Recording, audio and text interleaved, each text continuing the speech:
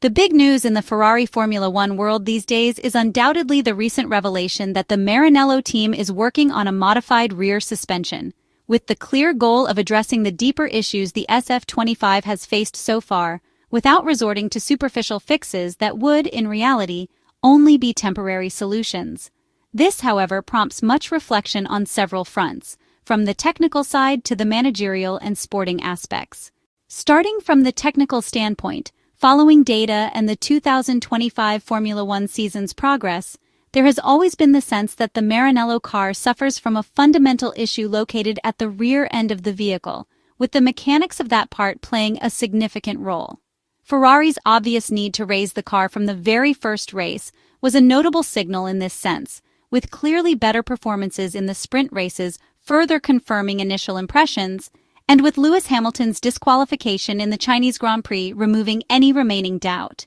These are the most striking episodes, but race and test data, including the winter preseason testing session in Bahrain, have consistently pointed to ground clearance, with the car always seeming to perform significantly better under certain specific load conditions and corresponding ride heights, as if it only operates correctly within a narrow design window at certain distances from the ground. The rear-end problem now appears to be twofold. On one hand, in order to minimize the need to raise the car, Ferrari has tended to run a very stiff rear axle setup, probably constantly near the maximum rigidity possible, but which has still proven insufficient to maintain the intended ride height. Excessive rear stiffness, for example, results in worse traction, and it's no coincidence that in China, where it is clear that the Maranello technicians and engineer attempted to lower and further stiffen the car after the sprint win, Charles Leclerc complained about the dragster-like traction of George Russell's Mercedes ahead of him compared to his SF25 single-seater.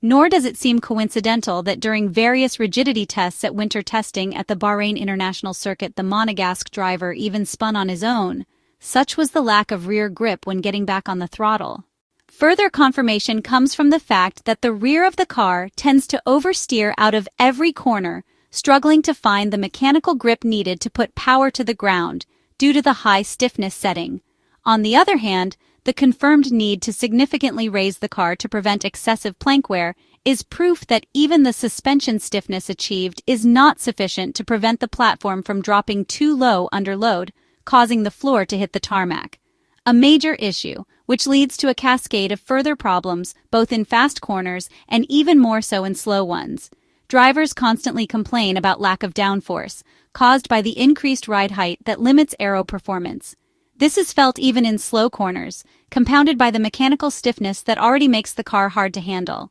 While it's true that downforce is more effective at high speeds, it's also true that the corrections possible in slow corners are far less effective. In simple terms, adding a few more degrees to the wing, or beam wing, can help offset a lack of overall downforce at high speeds, ignoring the consequences on balance and efficiency. But in low-speed corners, the effectiveness of aero surfaces decreases quadratically, making it nearly impossible to find adjustments that truly generate the same amount of grip. In short, one problem leads to another, especially with this generation of cars. And as mentioned earlier, the clues all seem to converge on the rear suspension, which the Maranello team is attempting to redesign in the upcoming weeks. Once the problem, or rather the interconnected problems, is understood, the immediate next question is where it comes from and how an organization like Ferrari could fall into such glaring errors in systems like the suspension group, which is simulated in great detail using Maranello team's dynamic rigs, namely tools that usually deliver extremely high-fidelity results.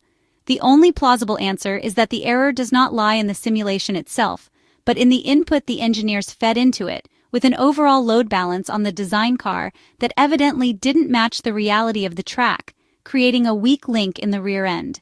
We know that the car was redesigned by 99% and that the weight distribution also changed significantly. We've also seen that aerodynamically, they've tried to reverse the paradigm of this generation of naturally understeering cars by shifting the center of pressure forward, giving the front end much more strength than the rear.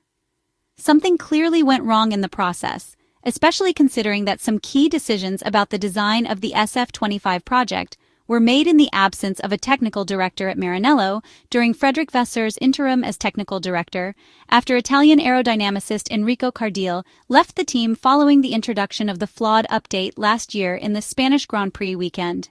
The impression is that even though the front is significantly stronger than before, which Charles Leclerc indeed appreciates, the way the loads are distributed ends up impacting the rear more than expected, pushing it out of the ideal range for the suspension group. If that's the case, it's far from a small error, but it also confirms the difficulty and unpredictability of this generation of ground effect cars. While it's true that Ferrari has lacked a winning cycle, no other team has had a flawless path either. The final question that naturally arises is whether it really makes sense to pursue such a radical change as a suspension redesign, considering realistic timelines and a championship situation likely beyond saving in both standings.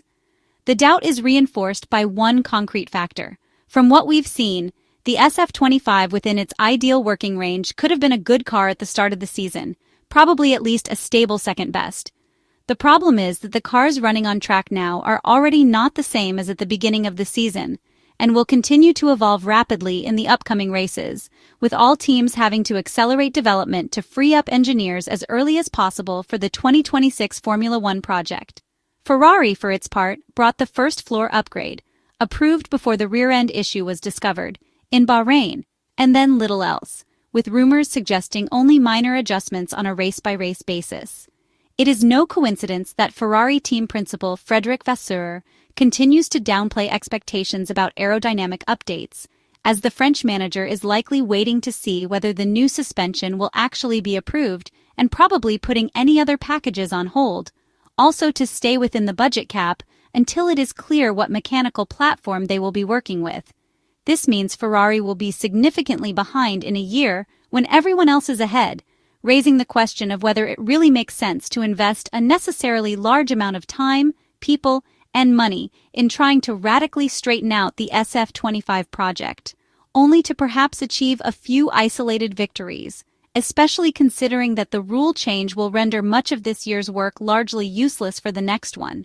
The answer seems to lie entirely in image and in the relationship with the fans. Ferrari, after all, cannot afford to throw away an entire season by giving up completely after just 6 races out of 24, especially in Lewis Hamilton's first year in red, which is itself a major investment in terms of numbers. The media backlash would be immense, and the Maranello team necessarily has to try everything to give itself a chance, even if not winning either title will make the season a failure in terms of results. Added to this is likely the attempt to contain the disappointment of Lewis Hamilton and Charles Leclerc, trying to instill some confidence in them looking ahead to the new 2026 Formula One cars. After all, this too is part of what it means to be Ferrari.